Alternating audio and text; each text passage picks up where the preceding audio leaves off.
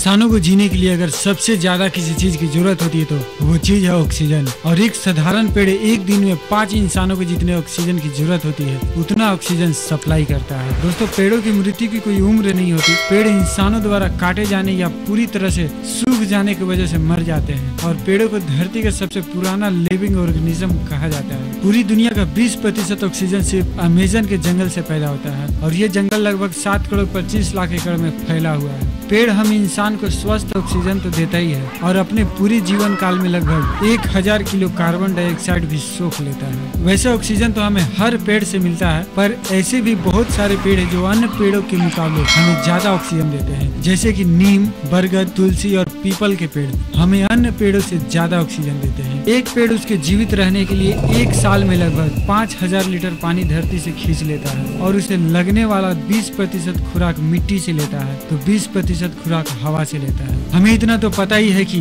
पेड़ की जड़ें जमीन के बहुत अंदर तक फैली होती है। कुछ पेड़ों की जड़ें तो जमीन के बहुत ही अंदर तक जाती है, जिनमें से दक्षिण अफ्रीका में एक अंजीर के पेड़ की जड़ें तो 400 फीट अंदर तक पाई जाती थी। आप सभी को पता ही होगा कि पेड़ों के ढेर सारी प्रजातियां पाई जाती है, पर क्या आप जानते हैं कि पूरी दुनिया में पेड़ों की करीब 26,000 से भी अधिक प्रजातियां हैं।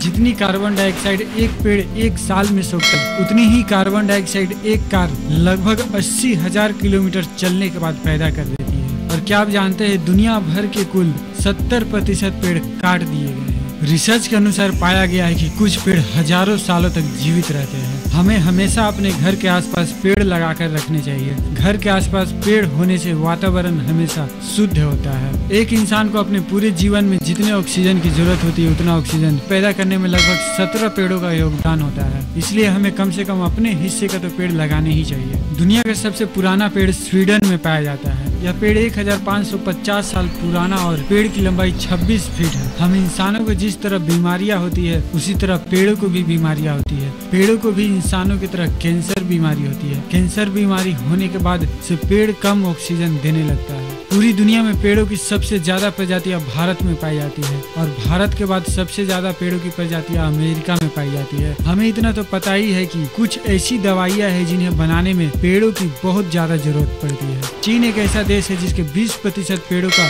उपयोग दवाइयां बनाने में किया जाता है। एक पुराने पेड़ जो पूरी तरह से बढ़ गया है, वो पेड़ एक नए पेड़ से 70 गुना ज्यादा मात्रा में पर्यावरण को साफ रखता है। दोस्तों, हम बहुत सारी जगहों पर सेव ट्रीज के नारे देखते हैं, क्योंकि जब तक दुनिया के 70% पेड़ काट दिए गए हैं और हमें अपने स्वस्थ जीवन के लिए जितने हो सके उतने पेड़ बचाने या फिर नए पेड़ लगाने होंगे। पूरी दुनिया में हर साल लगभग 5 अरब नए पेड़ लगाए जा रहे हैं, पर दुख वाली बात यह है कि 10 अरब पेड़ काटे भी जा रहे हैं। दोस्तों, आशा करते हैं ये जानकारी आपको पसंद आई होगी। आपको पेड़ों के बारे में जानकारियाँ कैसी लगी कमेंट करके जरूर बताइएगा और साथ ही आपने अब तक कितने पेड़ लगाए हैं वो भी हमें कमेंट जरूर कीजिएगा। इसी तरह के ढेर सारे वीडियोस देखने के लिए हमारे चैनल वर्ल्ड फेयर को सब्सक्राइब जरूर कीजिएगा, वीडियो को शेयर कीजिएगा और लाइक कीजिएगा।